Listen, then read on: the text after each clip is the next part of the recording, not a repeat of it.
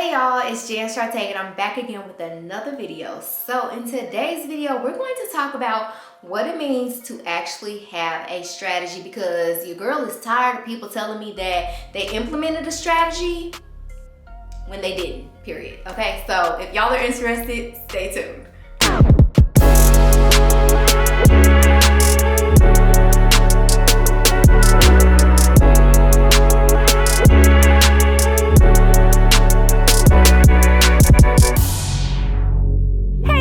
Welcome to my channel where we talk about boutiques, e-commerce, business, and all things making money online.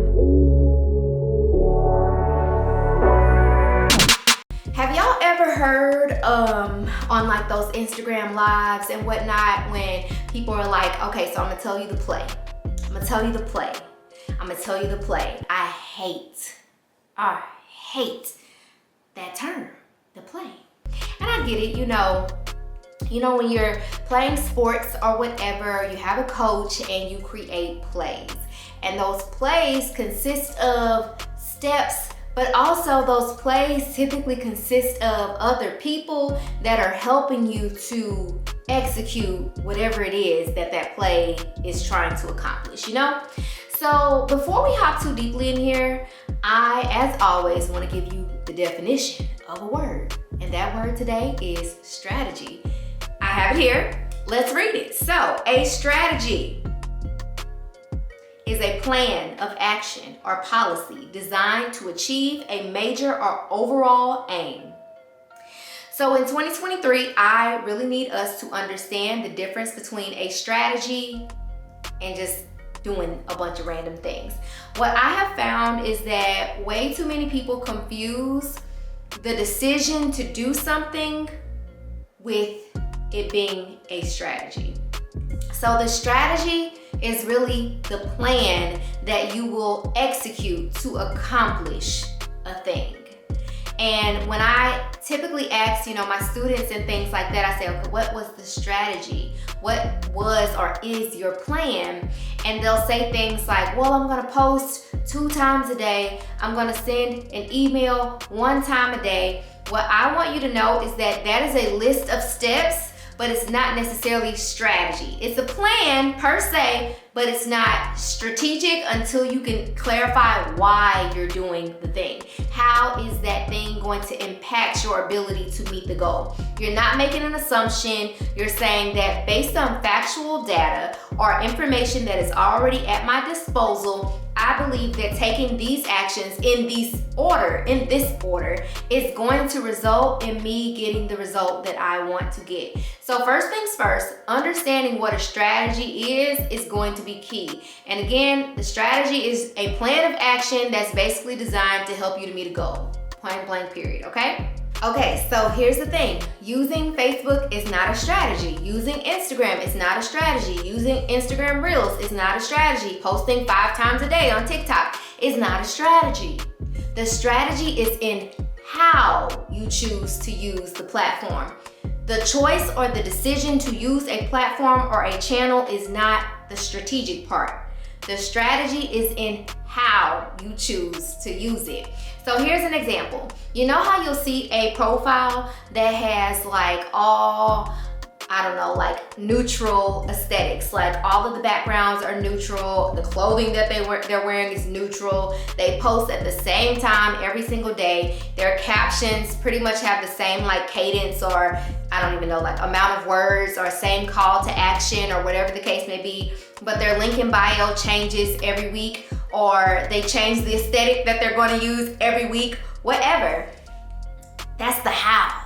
How they chose to showcase it is the strategic part. So when we are, let's say, looking at our favorite boutique owner on Instagram and we see like, oh, I love her content, it's so clean, it just looks so classic, the lighting is great, so on and so forth, and you make that decision in your brain to be like, I'm gonna do what she's doing. I'm gonna try to do what she's doing. The problem in that is that you don't know the strategic part of why they chose to do it the way that they are doing it. You don't even know how that's playing out for them other than you seeing their likes and maybe their comments. And I get it, y'all be wanting engagement and all that stuff, but let me tell you, the engagement don't mean nothing. It means nothing Honestly, unless you're asking a question that's gonna like help you to make a decision in the future, the engagement means nothing, I promise you. Anywho, so long story short, you want to think about how you're going to use the platforms or channels that you're going to use. So here are a few examples. Okay, so before I give you these strategies, I really want you to know that you should not be taking a single strategy approach. And what I mean by that is that you should not be trying to apply the same strategy across every platform. What you do for email probably is not going to look how it's going to look for text. What you do for TikTok, please don't attempt to execute that on Instagram. It's not going to work out. So you have to clarify how you're going to use each one of those, but more specifically, you want to clarify what you want to accomplish from each of those channels. So here is an example of how I use social media and other channels in my business. So for example, I like to do giveaways on occasion. I typically promote them on my Instagram. However, I don't do the whole tag to people, you gotta follow all these steps, so on and so forth. The only rule and stipulation of my giveaways is that you have to sign up for my email list, point blank period. So I use Instagram, and I'm just gonna use Instagram as an example because remember, we don't apply the same strategies on all the platforms. I use Instagram pretty much primarily for brand awareness and secondly for lead generation. Yes, I do make sales from Instagram. I can see it reflected in my analytics. Yes, I do get website traffic from Instagram, but I don't log onto Instagram with the hope that I make sales today. I log onto Instagram with the hope that I attract new eyes, potential new customers, and more importantly, new email subscribers. So when I do a giveaway, I typically only promote it on Instagram, and I promote it on Instagram because I believe that my Instagram audience is the audience that is most connected to my brand, most aware of what I sell, that they follow me the closest, so on and so forth. But what I can clearly see is that the number of followers that I have on Instagram does not equate to the number of email subscribers that I have, which basically lets me know that there's a lot of room to grow my leads or grow my email list. So I use the giveaway, and I have the one stipulation: you must sign up for my email list. The important part here is that I'm not saying click the link in my bio, go to my website, wait for my pop-up to show, and sign up for my email list.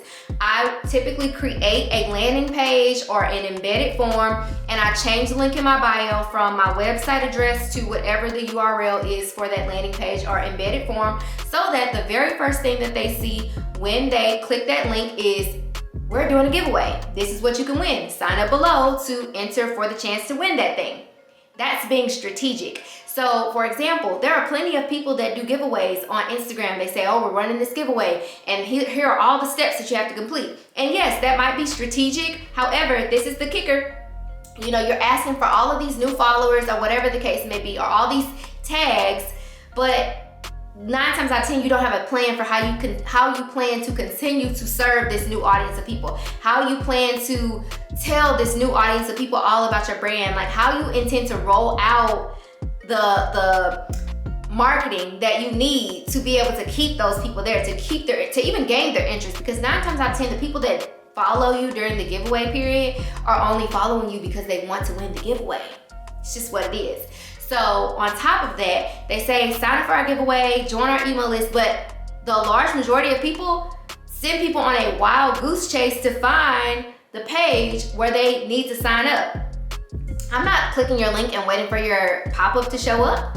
And if your pop-up doesn't even say join the giveaway, it says get a percentage off your sale today. I don't want a percentage off a sale. I don't even want to buy nothing. I want the free thing. I want to win the giveaway. I want to enter to win the free thing. That's it. So the messaging is off. So many things that go wrong in this so-called strategy. So that was a very short strategy that I just gave you. I chose to do a giveaway. My only rule is that you need to join my email list. I changed the link in my bio to collect email subscribers and email subscribers only. That's all I care about. And then on the back end, now that I have your email address, they're gonna go through a very intentionally created flow or automation that is designed specifically for people who joined the giveaway. And I'm making sure that I'm nurturing them from day one versus it just being, you're in, you'll hear from us in 7 days. Like, no, I want to make sure that I nurture you so well that even if you don't win this giveaway, you like it here. You want to stick around. You don't unfollow us the next day because you didn't win the giveaway. So people drop the ball real heavy when they think they're being strategic when it comes to giveaways. However, let's go to email. So my email marketing strategies look totally different than my text marketing strategies. My text marketing strategies are very minimal, if I'm being honest, like one text, one line of text, a link, that's it.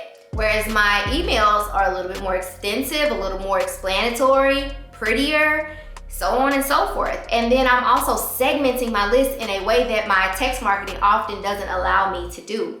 So again, the strategy is not in you making a decision to do something. The strategy is in how you choose to do it, how you choose to execute it, guys. Another thing you want to know about creating strategies is that you can have strategies for different reasons. So for example, some brands have visibility strategies, and then they have customer retention strategies, they have customer acquisition strategies, so on and so forth. So typically when you're thinking about creating a strategy, you want to think about like, what do you want the outcome to be? What area of your business does this strategy apply to?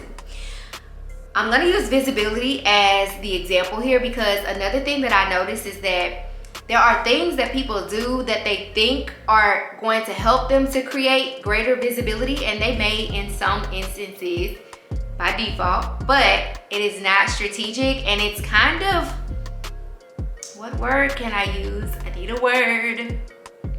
I don't know. I'm gonna just say it's annoying as a consumer, so don't do it. In my opinion, in my humble opinion, okay? So, a couple things here. Tagging random brands and people in your photos. Don't do that. I, as a person, as a coach, as an influencer, things of that nature, I hate calling myself an influencer. I literally had to go into my Instagram settings and say, do not allow tagging from certain people. Like, don't only allow tagging for people that follow me, people that I know, people that I follow.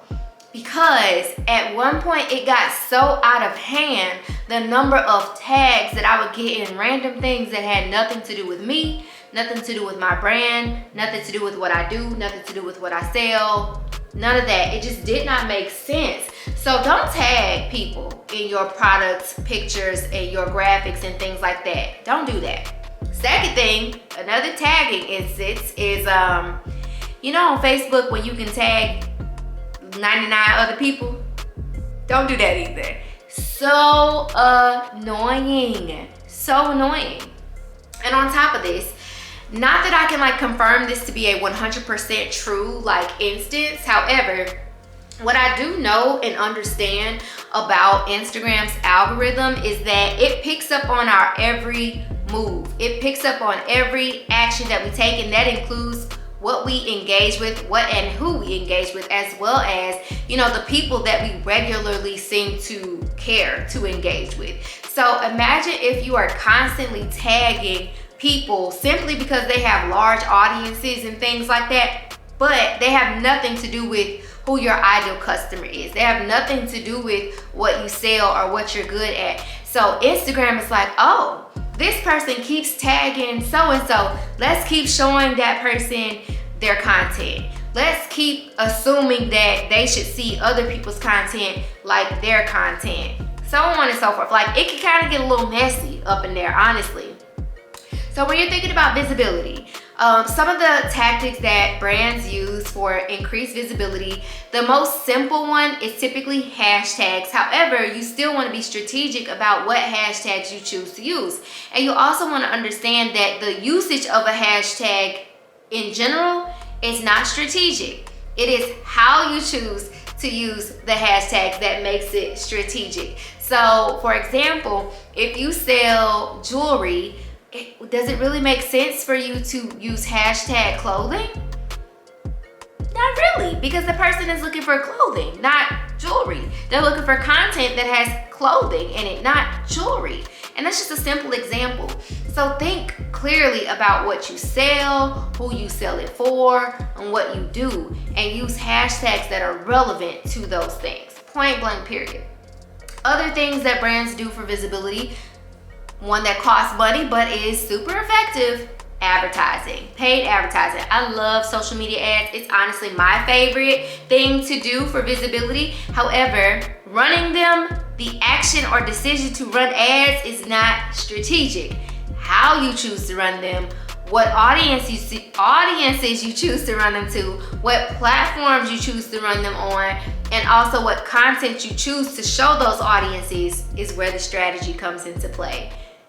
You have to be smart. You have to be intentional about the decisions that you make in your business. That is where the strategy comes into play, guys, okay?